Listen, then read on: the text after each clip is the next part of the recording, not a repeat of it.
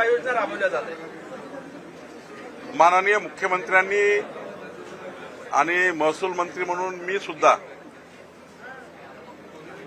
मदत पुनर्वसन मंत्री आमचे मकरंद पाटील आणि आपत्ती व्यवस्थापन मंत्री गिरीश महाजनजी सर्वांनी आणि मुख्यमंत्र्यांनी सूचना दिलेल्या आहेत की प्रत्येक नुकसानाचं सर्वेक्षण केलं पाहिजे. शेती नुकसानाचं, घर नुकसान, काही जनावरांचं नुकसान झालं आहे आणि पुढच्या काळामध्ये उद्यापर्यंत आणि पुढचे 3 दिवस काही भागामध्ये रेड अलर्ट आहे. या एटीआरएफ, एनडीआरएफच्या टीम्स या अलर्ट ठेवल्या पाहिजे. काही भागामध्ये शाळेला सुट्ट्या द्यायची गरज आहे, ती शाळेला सुट्ट्या देण्याचाही निर्णय या ठिकाणी आपण करतो आहे. पण कोणत्याही परिस्थितीमध्ये, जसं मी काल तिवसा आणि या ठिकाणी चांदूर तालुक्यात गेलो होतो, तिथे फार नुकसान झालं आहे. तर जे काही पावसाचं नुकसान झालं आहे, नैसर्गिक नुकसान झालं आहे, त्या सर्वांची नुकसान भरपाई कलेक्टरच्या त्या ठिकाणी जे आपत्ती व्यवस्थापन अकाउंट आहेत त्यामधून देण्यासाठी सूचना दिलेल्या आहेत आणि शेतकऱ्याचे पंचनामे सुद्धा करण्याच्या सूचना दिल्या आहेत. जसे जसे पंचनामे येतील तसतशी नुकसान भरपाई एनडीआरएफ, एटीआरएफच्या नियमांनी आपण देणार आहोत. मुंबईत प्रचंड पाऊस पडतोय, पुन्हा पावसाचा इशारा देण्यात आलेला आहे, बऱ्याच भागात पाणी साचलेलं आहे. अशा परिस्थितीमध्ये रेस्क्यू ऑपरेशन ते इतर बाबींसाठी प्रशासनाकडे काय केलं जातं? नाही, संपूर्ण मुंबईमध्ये आमचा सरकार अलर्ट आहे, तिथली महानगरपालिका अलर्ट आहे आणि रेस्क्यू ऑपरेशन करायचं असेल, एटीआरएफ, एनडीआरएफच्या टीम असतील, ह्या सर्वेकडे लागलेल्या आहेत आणि जनतेला अलर्ट राहतही त्या ठिकाणी सांगितलं गेलं आहे. शाळेला सुट्टीच्याही बद्दल विचार केला गेला आहे. मला वाटतं की संपूर्ण राज्याचे जेवढे वॉर रूम आहे आमचे, त्या वॉर रूममधनंही याचं मॉनिटरिंग चालू आहे. तर लगातार पाऊस आहे, पाऊस हा सलग आहे, त्यामुळे काही भिंती पडल्या, काही घराचा प्रॉब्लेम येणार आहे, जे कच्चे घर आहेत त्याचा एक प्रश्न येणार आहे, ज्या ठिकाणी अतिक्रमण राऊंड करून लोक राहतात त्यांचाही प्रश्न येणार आहे. त्यामुळं या सर्वांना तातडीची मदत जे कलेक्टर अकाउंटमध्ये आपण देतो ती मदत देण्याचं कार्य चालू आहे. राहुल गांधींनी जो आरोप केला होता, 0 नंबर अनेक लोकांना देण्यात आला आहे. ईसीने काल इलेक्शन कमिशननं प्रेस कॉन्फरन्स घेतली आणि खूप मोठ्या ज्या लोकांकडे घरं नाही आहे किंवा ज्या ठिकाणी स्लम्स आहे, बाकी पट्टे वाटप झालेलं असेल, नजूल असेल, त्या ठिकाणी 0 नंबर असेल.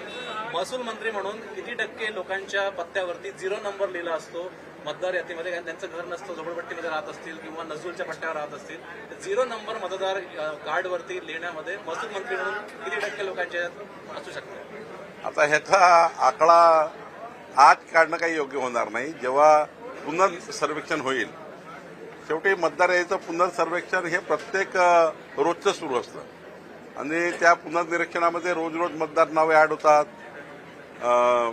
1 जानेवारी 2000 जो आता 26 येईल त्याच्या आधारावर पुनर्निरीक्षण होतं.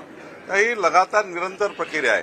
त्याच्यामुळे हे सांगणं कठीण आहे कुठला 0 नंबर आणि कुठला काय नंबर. पण एक गोष्ट मात्र खरी आहे की जी मतदार यादी आहे त्या मतदार यादीमध्ये कुणाची नाव गेलं किंवा ॲडिशन झालं, त्या ॲडिशन झाल्यानंतर त्या मतदार यादीवर ऑब्जेक्शन घेण्याकरता सर्व पक्षाला, त्यांचे बूथ लेव्हल एजंट असतील, त्यांचे पक्षाचे जिल्हाध्यक्ष असतील, पक्षाचे प्रदेश अध्यक्ष असतील, यांना निवडणूक आयोग नोटीस देत असतं की अशी अशी मतदार यादी प्रकाशित झाली आहे, त्यावर काही तुमचे ऑब्जेक्शन आहे का? महाराष्ट्रामध्ये सर्वच पक्षाला अशा नोटीस आल्या येतात. बूथ लेव्हलपर्यंत जो बूथ लेव्हल एजंट आहे त्यांनाही नोटीस जातं. जिल्हाधिकारी आणि जे निवडणूक निर्णय अधिकारी आहे हे सुद्धा वारंवार बैठक घेतात त्या भागातल्या निर्वाचन या ठिकाणी परिसरातल्या लोकांची. जसं विधानसभेची असेल तर आमचे प्रांत घेतात, ग्रामपंचायत तर तहसीलदार घेतात. मला हे या ठिकाणी वारंवार सांगायचं आहे की वारंवार सांगितलं आहे की जेव्हा या पूर्ण निवडणूक प्रक्रियेमध्ये 1 लक्ष बूथवर तुम्हाला ऑब्जेक्शन घ्यायची वेळ होती, तेव्हा काँग्रेस पार्टीच्या कुठल्याही नेत्याने ऑब्जेक्शन घेतलं नाही. मतदार यादी अंतिम होताना ऑब्जेक्शन नाही घेतलं आहे. त्यानंतर मतदानाची प्रक्रिया सुरू झाली तेव्हा ऑब्जेक्शन नाही. त्या ज्यावेळेला व्होटिंग सुरू झालं, संपूर्ण 1 लक्ष बूथवर व्होटिंगच्या वेळी मतदानाच्या दिवशी कुठलंही ऑब्जेक्शन नाही. मतपेटी सील करताना कुठलं ऑब्जेक्शन नाही. काउंटिंग करताना कुठलं ऑब्जेक्शन नाही. आणि निवडणूक झाल्यावर निवडणूक हरल्यावर हे मूर्खासारखे, म्हणजे ज्याला खरंच आता एखाद्या चांगल्या हॉस्पिटलमध्ये ऍडमिट करायची गरज आहे अशी परिस्थिती निर्माण झाली आहे की निवडणूक झाल्यावर 8 महिन्यांनी सांगतात. अच्छा, इलेक्शन कमिशनकडे म्हणजे उच्च न्यायालयात कुठला रीट पिटिशन नाही, इलेक्शन पिटिशन नाही. आणि आता वेळासारखे आपलं, मी कालही सांगितलं, जेव्हा नेतृत्व क्षीण होतं, नेतृत्व क्षमता संपतं, पक्ष लयात जातो, तेव्हा तुम्हाला दुसऱ्यावर आरोप करून आपली चमडी वाचवता येते. आज जे परिस्थिती चालू आहे महाराष्ट्रामध्ये, देशामध्ये, राहुल गांधी खास करून तुम्ही विचारलं मला, त्यांना आपलं नेतृत्व हे टिकवण्याकरता आणि काँग्रेस पार्टी टिकवण्याकरता निवडणूक आयोगाचा सहारा घ्यावा लागतं. संविधानाने या ठिकाणी तयार केलेली संस्था, ज्या पवित्र निवडणुकीवर तुम्हाला त्या ठिकाणी आधार घ्यावा लागतो. लोकसभेच्या निवडणूक तुम्ही जिंकले तेव्हा मशीन चांगली, तेव्हा मतदार यादी योग्य. विधानसभेची निवडणूक तुम्ही हारले, तुमची मशीन खराब, तुमची मतदार यादी खराब. आताही काही वेळ गेला नाहीये. विधानसभेच्या निवडणुकीच्या व्होटिंग यादीवर, मतदार यादीवर आता निवडणुका होणार आहे, त्याच मतदार यादीवर होणार आहे. एवढंच आहे, विधानसभेची यादी आता डिवाइड होणार आहे, ग्रामपंचायत करता, जिल्हा परिषद करता, पंचायत समिती करता. मग आता तुम्ही ऑब्जेक्शन घेऊन टाका, म्हणजे किमान काँग्रेस पार्टीला एवढं तरी म्हणजे आता संधी आहे.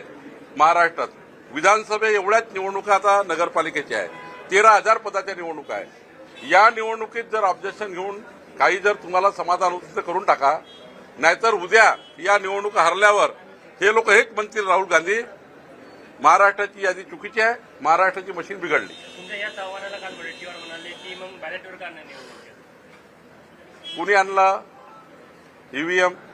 कोणाच्या काळात आलं? म्हणजे तुमचे सलग 50 वर्ष सरकार राहिले. मनमोहन सिंगच्या सरकार काळापासून ईव्हीएम वगैरे हे त्या ठिकाणी प्रणाली लागू झाली. आमचा काळ होता का? तुम्ही ईव्हीएमवर आणि निवडणूक आयोगाने तुम्हाला खुलं चॅलेंज दिलं आहे ना. या देशातल्या 140 कोटी भारतीयापैकी कुठलाही भारतीय व्यक्ती ईव्हीएमवरचा दोष, म्हणजे ज्या ठिकाणी माझ्या मतदारसंघात 1,200 बूथवर काँग्रेस समोर आहे, तिथे ईव्हीएम बरोबर होती. ज्या ठिकाणी मी पुढे गेलो तिथे ईव्हीएम बिघडली. म्हणजे मला सांगा, हे यांनी काय याच्यातून साध्य करू पाहतात आहे? पक्ष वाढवण्याकरता किंवा पक्ष टिकवण्याकरता किंवा नेतागिरी टिकवण्याकरता या देशाची नस समजावी लागतं. ते त्यांना ते कळत नाही आहे.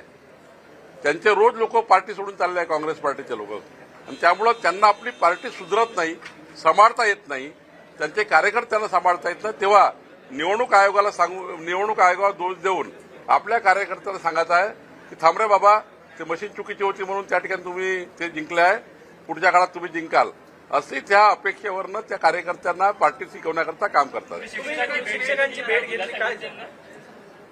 शालार्थ आयडी घोटाळ्यामध्ये जे काही शिक्षक आता त्यांच्यावर अडचणी आल्या आहेत, ज्या संचालकांनी, ज्या शाळा चालकांनी बदमाशा केल्या, अपॉइंटमेंट आधी शिक्षकांना त्या ठिकाणी वेगवेगळ्या पद्धतीने त्यांना प्रलोभन देऊन खोट्या पद्धतीने शालार्थ आयडी तयार करून त्यांच्या अपॉइंटमेंट केल्या. त्यांना अजून कुठल्या प्रकारचं गंडवलं असेल ते मला माहिती नाही, कारण अपॉइंटमेंट करताना तुम्हाला माहिती आहे काय परिस्थिती आहे शाळेमध्ये. एखादा शाळेत टीचर लागायचं असेल तर ते अपॉइंटमेंट करण्याच्या पूर्वी काय काय होतं ते वेगळी परिस्थिती आहे. काही तर लोकांनी लोन काढले आहेत, 25-25, 30-30 लाख रुपये लोन काढले आहेत, ते लोक या ठिकाणी आहेत. पण ज्या संचालकांनी गुन्हा दाखल केला, ज्या संचालकांनी बदमाशी केली आहे, यांच्या सर्वांच्या प्रॉपर्टी स्विच केल्या पाहिजे सरकारने. मी आता बोललो शिक्षण मंत्र्याची, मी उद्याही बोलणार आहे. या सर्वांच्या प्रॉपर्टी स्विच केल्या पाहिजे, या सर्वांच्या प्रॉपर्टी लिलाव केल्या पाहिजे. आणि या शिक्षकांना कसं त्या ठिकाणी उद्या आधार देता येईल, कारण यांचा काही दोष नाही आहे. यांना ऑनलाईन त्या ठिकाणी त्यांनी प्रक्रियेमध्ये भाग घेतला, त्यांनी त्या ठिकाणी अपॉइंटमेंट झाली, 12-12 वर्ष झाले शिक्षक शिकवत आहेत, 12-12 वर्षापर्यंत त्यांचा पगार चालू आहे. अशावेळी मात्र शासन त्यांना काही वाऱ्यावर सोडणार नाही. निश्चितपणे मी माननीय मुख्यमंत्री देवेंद्र फडणवीसजी, आमचे एकनाथ शिंदेजी, अजित पवारजी, आमचे दादा भुसेजी आणि आम्ही सर्व याची चर्चा करू आणि त्यातल्या या शिक्षकांना काय न्याय देता येईल ते देऊ. आज तुम्ही सावनेरला रुग्णालयाचं लोकार्पण केलं, त्याबद्दल सांगा. नंतर डीपीडीसीची बैठक, बहुप्रतीक्षित बैठक, निधी आलेला आहे काय? 1200 कोटी रुपये यावर्षी माननीय मुख्यमंत्री देवेंद्र फडणवीसजी, एकनाथजी आणि अजित पवारजी यांनी नागपूर जिल्ह्याकरता दिला आहे, नागपूर जिल्ह्याच्या विकासाकरता. आमचे अर्थमंत्री राज्यमंत्री या ठिकाणी जयस्वालजी आहेत, आमचे सर्व आमदार खासदार आहेत. आम्ही आज त्याचं नियोजन करणार आहोत आणि महत्त्वाचं काय करणार आहोत की डीपीसी म्हणजे नुसता या रस्त्याला पैसे दे, त्या रस्त्याला पैसे दे, याला ग्रामपंचायतला पैसे दे, हा विषय नाही आहे. आम्ही आज काय विचार करतो आहे की 2029चं विकसित नागपूर याकरता काय कुठल्या मेरिटवर काम केलं पाहिजे, कुठल्या विषयामध्ये नागपूर जिल्हा मागे पडलेला आहे. जसं बचत गटांना मोठ्या प्रमाणात जर आम्ही मदत केली, रिव्हॉल्व्हिंग फंड दिला, तर बचत गटाच्या माध्यमातून पशुधन, मत्स्य व्यवसाय इथे रोजगार निर्माण होऊ शकतो. त्याची एक चांगली आपला प्रोजेक्ट रिपोर्ट आशिष जयस्वालजींनी तयार केला. 2029चं विकसित नागपूर, मग 2035चं विकसित नागपूर आणि 2047चं विकसित नागपूर. हा जिल्हा 3 भागामध्ये आम्ही आज प्रेझेंटेशन कलेक्टरला मागतोय की नुसतं निधी वाटपाची बैठक नाही, तर आम्हाला या नागपूर जिल्ह्याला 2047 पर्यंत विकसित देशासोबत, विकसित महाराष्ट्रासोबत विकसित नागपूर याकरता आम्ही आज बैठक घेतो आहे. आजचं प्रेझेंटेशन निधी वाटण्यापेक्षा या पुढच्या प्लॅनिंग करता राहणार आहे. डीपीसीचं काम आहे प्लॅनिंग करणे, नुसतं निधी वाटणे नाही आहे. तर डिस्ट्रिक्ट प्लॅनिंग आज आम्ही करणार आणि सोबत आज आम्ही एक महत्वाचा हॉस्पिटलचं उद्घाटन केलं.